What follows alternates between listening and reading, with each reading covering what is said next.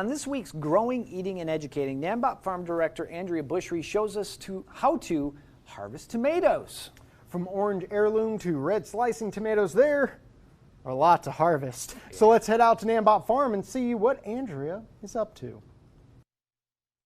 Hi guys, welcome back to Growing, Eating, and Educating. I'm Farm Director Andrea Bushre, and today we are in our high tunnels, and I wanted to talk to you a little bit about how to harvest your tomatoes and the considerations you should have for that. So let's get into it. The first consideration you have to take in is knowing what variety of tomato that you planted. So there are a lot of different varieties of tomatoes out there that all have different colors. So for example, in this high tunnel, we have planted our red slicing tomatoes, but we've also planted our orange heirloom tomatoes.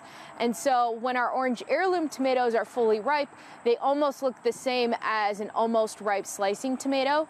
So you want to make sure that you're looking and remembering which kind of variety you planted so that you know when it's ripe and what it should look like when it's fully ripe.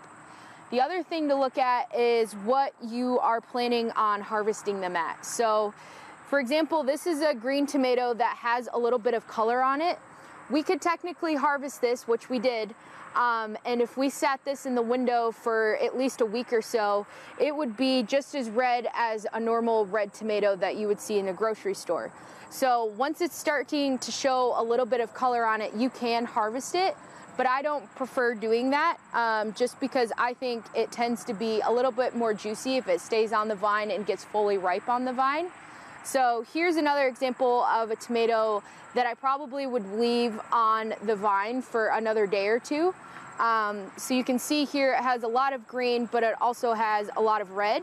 So if you're only looking at this spot, it looks like it's fully ripe. So you want to make sure that you're looking at the whole tomato to make sure that it's fully ripe and ready to be harvested. This one here is fully ripe and ready to go. It's only a little bit light orange, but it's fully red and ready to go. So this is when I tend to harvest them. Usually I'll harvest them when they're completely orange and you don't see any green left on it. That means it's ready to go and it'll store in the house or on your counter anywhere for up to a week or so.